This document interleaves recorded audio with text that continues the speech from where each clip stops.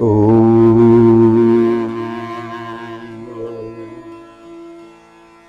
माँ, जय जय माँ। श्री जीवन सूत्र सत्संग सत्र के 19वें दिवस में आप सबका स्वागत है। भगवती गौ माता की सेवा के प्रभाव से हम लोगों को यह पावन सत्संग पहले सुनने का अवसर प्राप्त हो रहा है। जीवन को दिव्य बनाने के लिए, जीवन को महान बनाने के लिए कई महापुरुषों ने ऐसे सत्संग प्रदान किए जिनके माध्यम से ही हम आगे बढ़ पा रहे हैं। ऐसे एक महापुरुष परम पूज्य स्वामी शरणानंद जी महाराज, जिनके निष्काम प्रवचनों से, जिनके कर्मयोग के प्रवचनों से अनेकों लोगों को मार्गदर्शन प्राप्त हुआ है। आज उनका निर्वाण तिथि भी है, इसलिए हम उनको शत प्रणाम करते हैं और भगवती गीता जी का आश्रय लेकर के कुछ समझने का प्रयास करते हैं कि हम लोग प्रभु को कैसे प्राप्त कर सकें, हमारे जीवन से दुखों को कैसे मिटा सकें, एक आनंदमय प्रभु का अनुभूतिमय उद्देश्य की पूर्ति करने वाला जीवन हम कैसे जी सकें।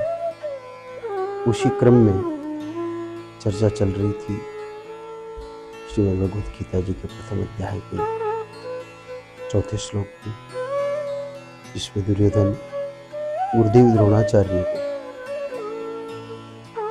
पांडवों की सेना दिखाते हुए कहते हैं कि अत्र सुरा महेश्वासा भीमा अर्जुन समायुधि युयुधानो विराटश्चित महारथ। यहाँ द्रुपद को महारथ कह करके संबोधित किया है। द्रुपद जी द्रौपदी के पिता है। यहाँ इनको महारथ ही कहा है। महारथ किसको कहते हैं? महारथी कहने के पीछे उद्देश्य क्या है? यूं तो हम सामान्य व्याकरण के दृष्टिकोण से अर्थ करने जाएं तो बहुत सारे अर्थ होते हैं, लेकिन यहाँ पर हमें महारथ का जो अर्थ है, जो एक बोलचाल में इसका जो प्रयोग होता है, उस अर्थ के आधार पर हम आगे बढ़ने का प्रयत्न करते हैं। महारथ का मतलब होता है किसी कार्य को करने की विशेष योग्यता, जिसमें जब वह किसी कार्य को करता है तो उसमें विफलता प्राप्त नहीं होती, उसको महारथ कहते हैं कि अमुक व्यक्ति को इस काम में महारथ हासिल है। इस शब्द का प्रयोग करते हैं। ये चिकित्सक है तो इसको अमुक रोग मिटाने की महारत है।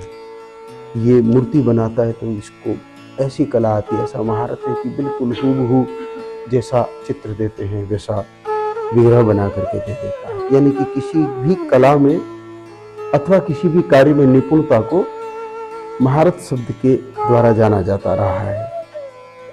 तो यहाँ पर हम लोगों के लिए महारत क्या है? हमारा जो जीवन है, जिस राह पर हम चलने का प्रयत्न कर रहे हैं, जिस राह के लिए आप लोग कुछ जो सामान्य कार्यशैली है, जीवन शैली है, उसको छोड़ करके एक विशेष जीवन शैली अपनाना चाह रहे हैं या अपना रहे हैं, तो सबके लिए अलग अलग महारत होती है, अलग अलग चीजों में महारत होती है। तो हम सब साधकों के लिए महारत शब्द का क्या मोल है, क्या मूल्य है, क्या औचित्य है, यह समझना पड़ेगा। हम अपने आप को साधक अगर मानते हैं तो हमारे पास साधन है और उस साधन का उपयोग करते हुए हम अपने साध्य को पालें, यही हमारे लिए महारत होगी। यानी कि हम साध्य को पाने में विफल न रहे। साधक का मुख्य लक्ष्य है साध्य को पाना। हम साधक हैं तो साध्य को पाना है। साध्य को पाना की महारत हम में होनी चाहिए कि हम इस प्रकार से अपने आप को तैयार करें, इस प्रकार से हम प्रशिक्षण लें, इस प्रकार से हम अपने आत्मबल को बढ़ाएं, इस प्रकार से हम अपने कार्यबल को बढ़ाएं कि हम लोग हमारे लक्ष्य को प्राप्त करने में, जो लक्ष्य भगवत प्राप्ति है, दुखों की आत्यंतिक निवृत्ति है, मुक्ति है, मोक्ष है, पुनः माँ के गर्भ में न लौटने का भाव है। इस जीवन में रहते रहते अनुभूति हो जाए परमात्मा की और फिर परमात्मा में विलीन हो जाए, ये हमारा लक्ष्य है। इस लक्ष्य को पाने के लिए हमें महारत हासिल करनी पड़ेगी, क्योंकि बाकी जो विषय है, जैसे युद्ध है, एक युद्ध हार गया तो योद्धा दूसरा युद्ध लड़ता है, जीत जाता है। व्यापारी है, वो एक व्यापार किया, नहीं सफल हुआ, फिर कोई दूसरा व्यापार कर लेगा, क्या दिक्कत है। लेकिन यहाँ हमें जो मानव जीवन मिला है, हम जिस राह पर चल रहे हैं, उस राह पर कहीं से लेकर कहीं तक हम लोगों को दूसरा अटेम्प्ट नहीं लेना है, दूसरा मौका नहीं लेना। मिलेगा तो सही, जैसे उनको मिल रहा है, पर इस जन्म में नहीं मिलेगा। उनको तो इसी जन्म में मिल गया दूसरे कार्य का मौका, हमें उसके लिए दूसरा जन्म लेना पड़ेगा। इसलिए दूसरा अवसर भी नहीं चाहिए, दूसरा मौका भी नहीं चाहिए। इसलिए हम महारत के साथ में अपने लक्ष्य की तरफ आगे बढ़े। उसके लिए हमारा क्या प्रशिक्षण है, क्या योग्यता होनी चाहिए, क्या करना चाहिए, क्या नहीं करना चाहिए, विधि क्या है, निषेध क्या है, मार्ग कौन सा है, इन चीजों पर विचार करने की प्रेरणा इस महारत शब्द से हमको प्राप्त होती है। तो क्या करना होगा?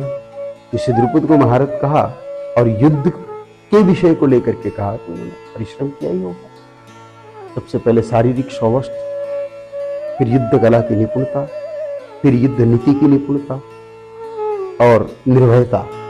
ये सारे गुण होने पर ही कोई महारथी बन सकता है युद्ध भूमि में। शरीर मजबूत होना चाहिए, आत्मबल बढ़ा हुआ होना चाहिए, अस्त्र संचालन की कला के साथ साथ नीति निर्माण की रीति भी उसमें होनी चाहिए। युद्ध के समय किन किन नीतियों का उपयोग करके हम युद्ध में जीत सके, अधिक से अधिक समय बचे रह सके और आवश्यकता होने पर प्राणोत्सर्ग करना पड़े तो भी विचार नहीं करें। ये सारी विशेषताएं होने के कारण ही द्रुपद को यह महारथ कहा है।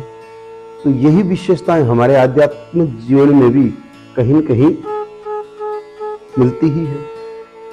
निर्भयता अध्यात्मिक जीवन में भी चाहिए। निर्भयता किससे? खो न जाए इस बात का डर न हो।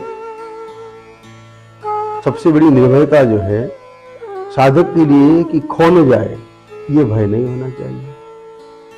यह भय सबसे बड़ा, मृत्यु से भी बड़ा भय जो है वह भय है खो न जाए।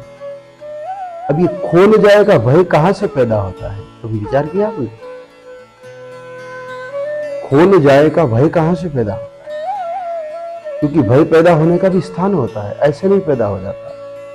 ये एक बहुत बड़ा जो भय है कि खो न जाए, ये उसकी उत्पत्ति कहां होती है?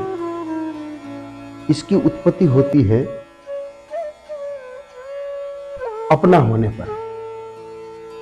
खोना तब होता है जब अपना होना होता है। जब अपना नहीं है तो खोता नहीं है। खोने का भय तभी सताएगा जब हम इसको अपना मानेंगे।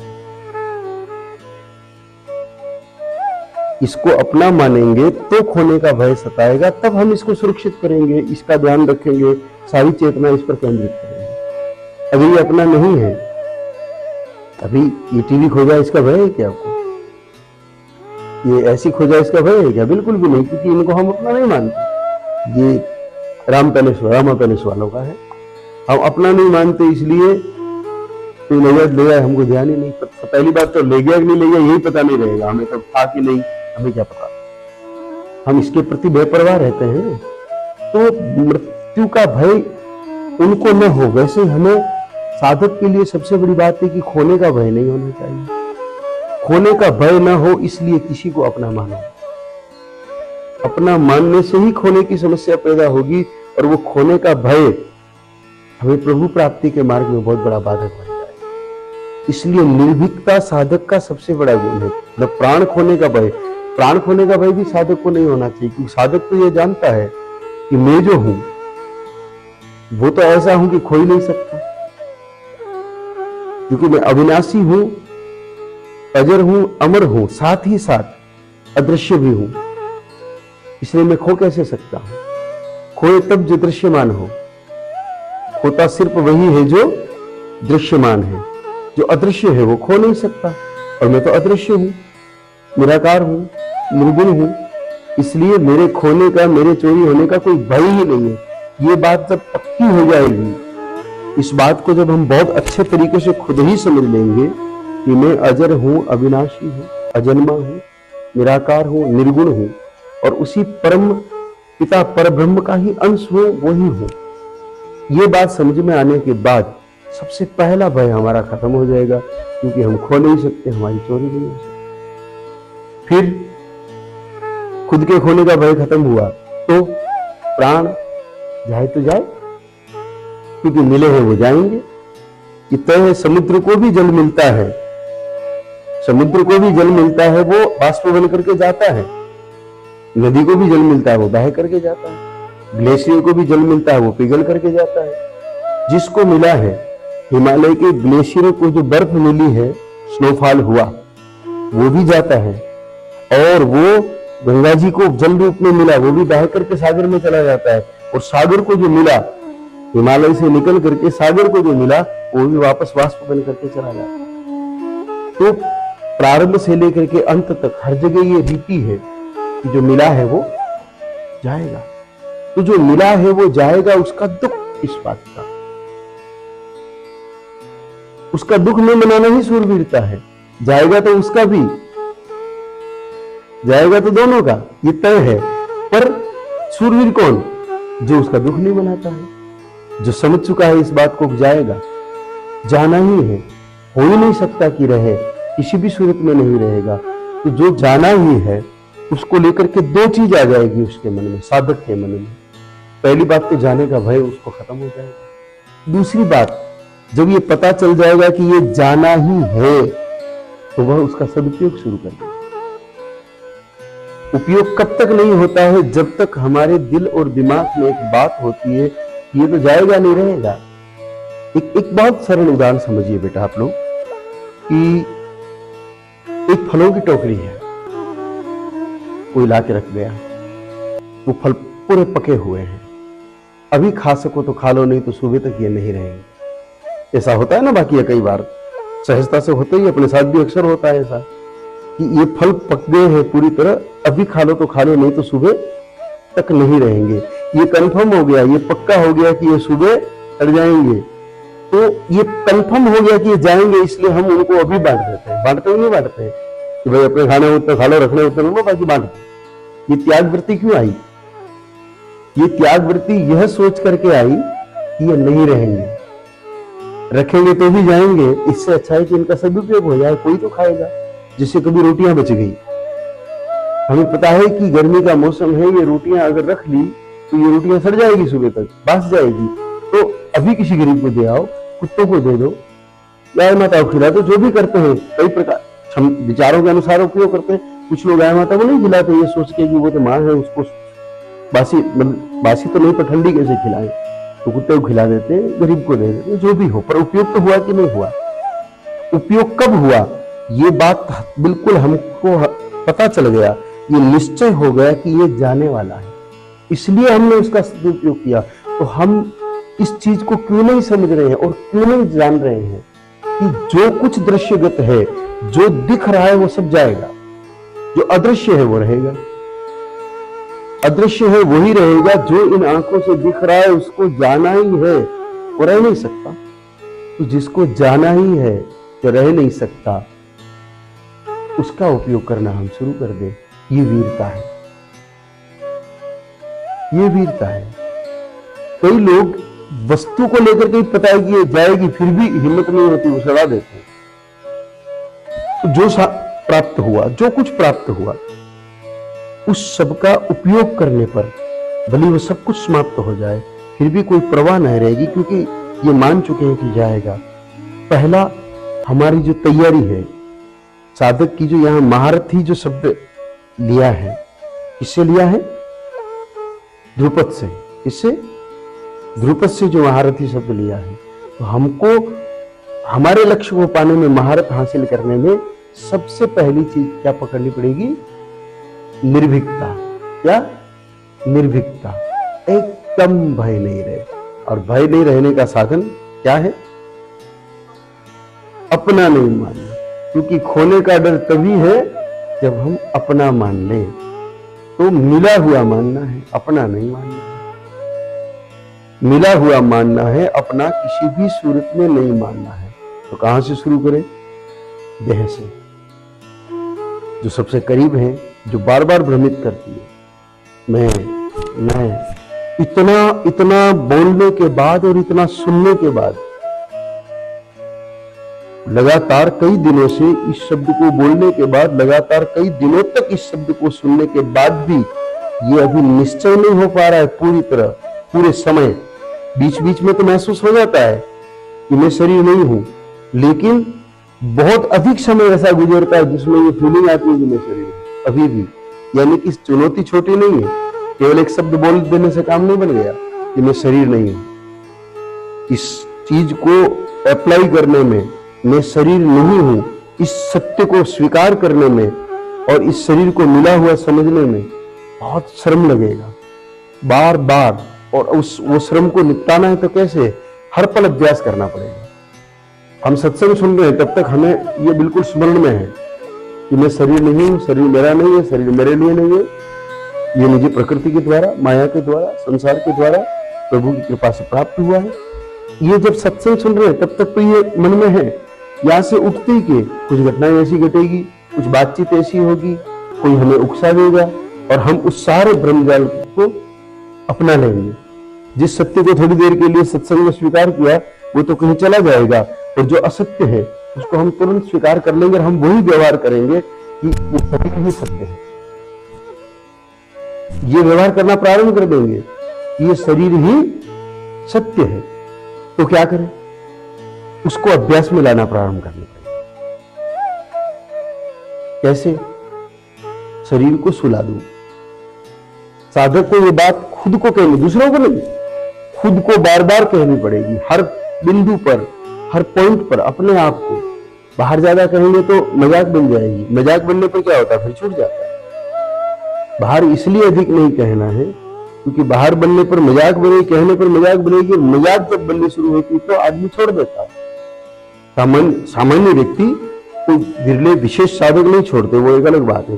पर सामान्य कोटि के भक्त, सामान्य कोटि के मनुष्य या सामान्य कोटि के साधक तो मजाक बननी शुरू होती तो उस विषय से दूर हो जाते। इसलिए अपने आप को अधिक कहना है कि आज इस प्राप्त शरीर ने कुछ अतिरिक्त श्रम कर लिया, नियम से अधिक जो इसके लिए नियत है कि 4 घंटे का सेवा कार्य करे, उस नियत सेवा कार्य से अधिक कर लिया।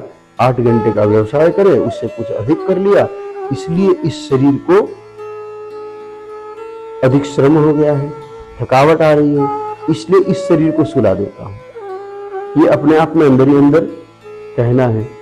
फिर आंख खुली, अच्छा समय खूब हो गया, अभी शरीर को उठा के काम लगाते हैं। चल भाई शरीर, स्नान कर ले। चल भाई शरीर, तू क्रिया योग्य है, इसलिए मैं तेरे साथ चलता हूं और मैं निर्देश देता हूं, तू यंत्रवत काम कर।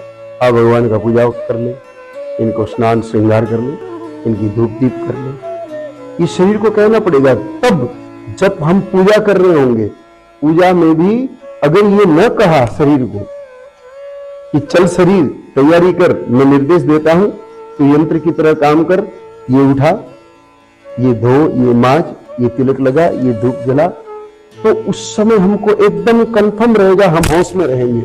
तो उस समय शरीर क्रिया करेगा और फल हमें मिलेगा। शरीर क्रिया करेगा और फल किसको मिलेगा? आत्मा को नहीं, जीवात्मा को। किसको? जीवात्मा को। और उससे क्या होगा?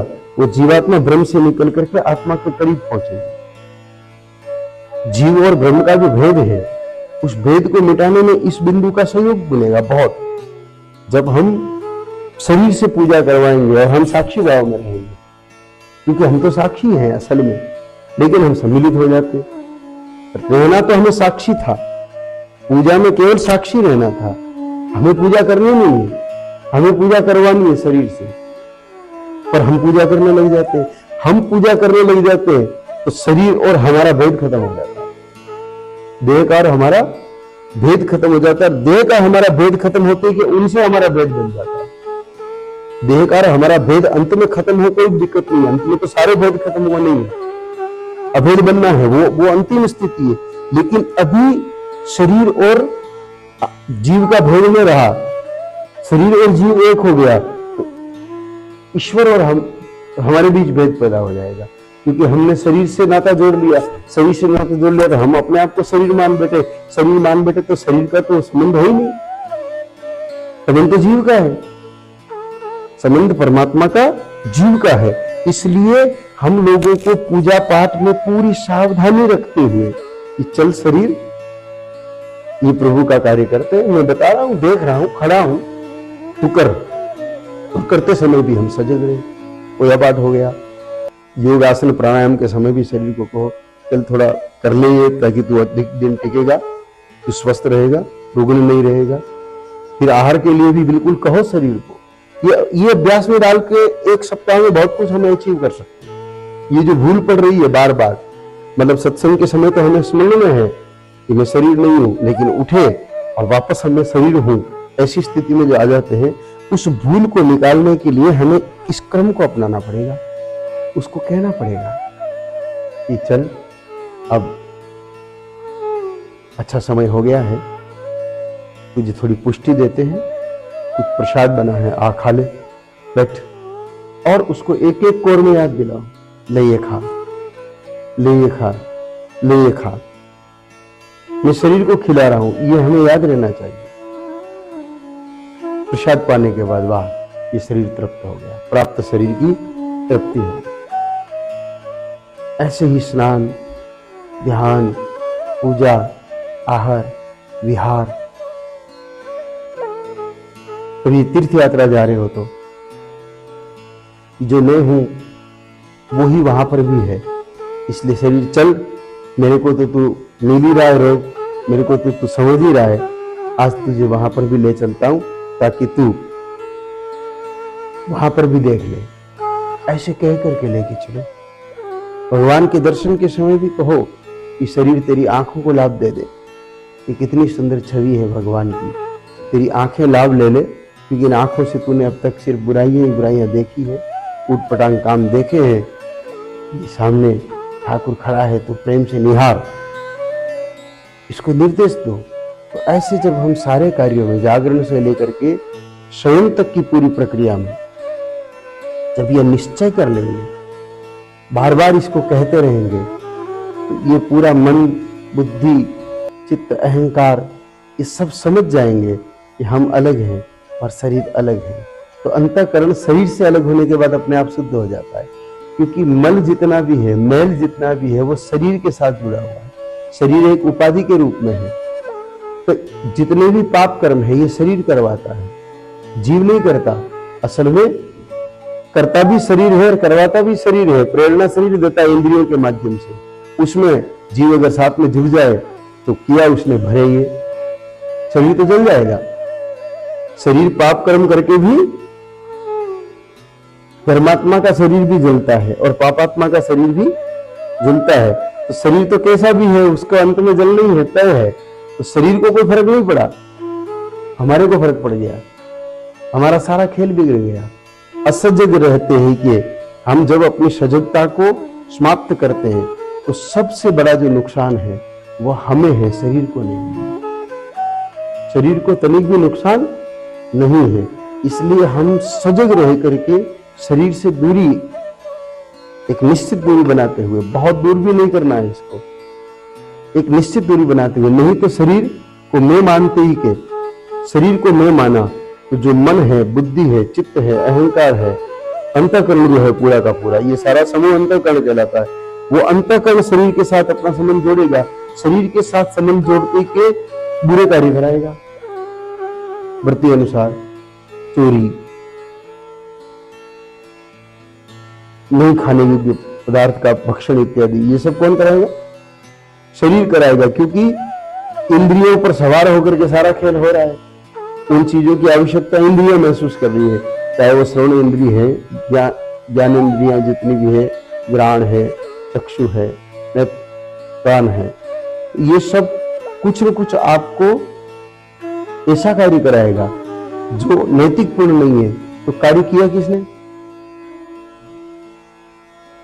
किया शरीर ने। फल कौन भोग रहा है? जीव। फल कौन भोग रहा है? जीव। इसलिए इस शरीर का बहुत ध्यान रखना जरूरी है। ये कहीं इधर उधर न ले जाए, ये कहीं गलत रास्ते पर न ले जाए। इसलिए इसको लेकर के हमें, क्योंकि सबसे करीब जो पराया है वो शरीर ही है। मिला हुआ तो बहुत कुछ है, पर पहला मिला हुआ जो सबसे करीब है वो शरीर है। उसके बाद शरीर के रिश्तेदार हैं। तो साधक चाहे सन्यासी नहीं है, साधक चाहे सन्यासी नहीं है,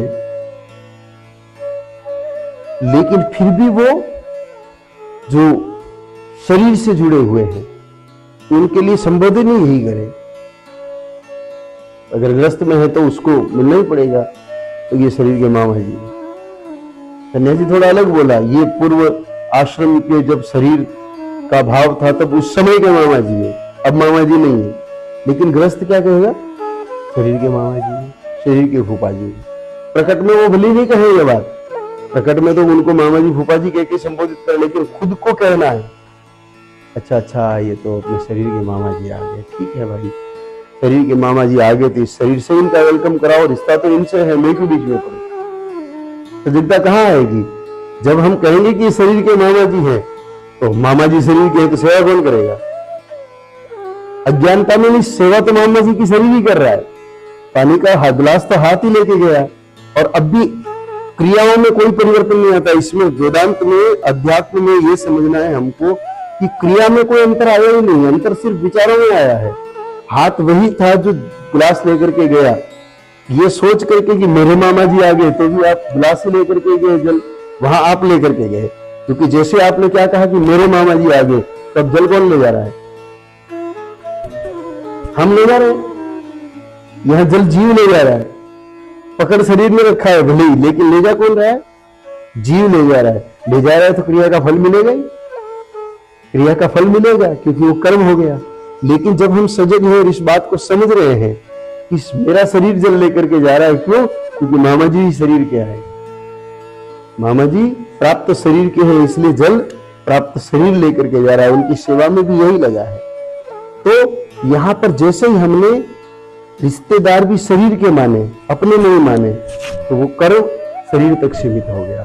कर्म जब शरीर तक सीमित हो गया तो उसका फल फिर जीव को नहीं मिलेगा, क्योंकि ये तो लोक शिष्टाचार का कर्म है, पुण्य का कर्म तो है नहीं। तो इससे कोई पुण्य फल तो मिलना नहीं है, भगवत प्राप्ति का फल तो मिलना नहीं है। इसलिए यहाँ पर सजग रह करके पहले शरीर को समझा, ये पराया है, तो इसके जुड़े हुए जितनी चीजें हैं, रिश्तेदार हैं, वो पराये हैं। रिश्तेदार पराये हैं तो उन रिश्तेदारों से, इस शरीर से जो कुछ प्राप्त हुआ वो भी सब पराया है। तो बताइए, जो पदार्थ जितने भी हमको प्राप्त है, चाहे ये माइक है और चाहे ये टैब है, ये सब किसको मिले हैं? शरीर को मिले हैं। असल में ये मिले भी किसको हैं? शरीर को ही मिले हैं। इसलिए ये भी किसके हुए? पराये हुए। ये भी किसके हुए? पराये हुए। इस प्रकार हमें इस सत्य रहस्य को समझना पड़ेगा, और इस सत्य रहस्य को समझते कि पराये होते के इनके खोने का भय खत्म हो जाए। पराये होते कि इनके खोने का भय पूरी तरह खत्म हो जाएगा। अपना मानने पर भय इतना होता है। एक बार की घटना है, एक महात्मा, दो महात्मा, हम ये जो प्राप्त शरीर है इसकी आयु भी ज्यादा नहीं थी, उनके साथ कहीं गए तो एक कुटिया रहने को मिली। कुटिया रहने को मिली, वहां बहुत बड़े एक संत का सत्संग चल रहा था पास में, तो 200 मीटर दूर, लेकिन उस कुटिया में ताला नहीं था। तो बाकी संत तो सत्संग सुनने चल पड़े। एक संत ने कहा कि मेरा सिर दुख रहा है, मैं नहीं आ रहा हूं, जाओ तुम। बाद में पता चला कि उनका सिर नहीं दुख रहा था, असल में सूटकेस में सामान कुछ विशेष कीमती था और कुटिया में ताला नहीं था, इसलिए उनको भय था। कारण कि उस सामान को अपना मान लिया, इसलिए खोने का भय था। तो उस खोने के भय ने क्या खो दिया? सत्संग खो दिया। सत्संग जिसके माध्यम से सत्य को समझने का प्रयत्न कर सकते थे, वो सत्संग खो गया। इसलिए हमें सबसे पहले अगर मिथ्या तत्व से बचना है और सत्य तत्व को समझना है, प्रभु के पास जाना है, तो महारत, पहली महारत क्या हासिल करनी पड़ेगी? निर्भीकता। वो निर्भीकता कैसे आएगी?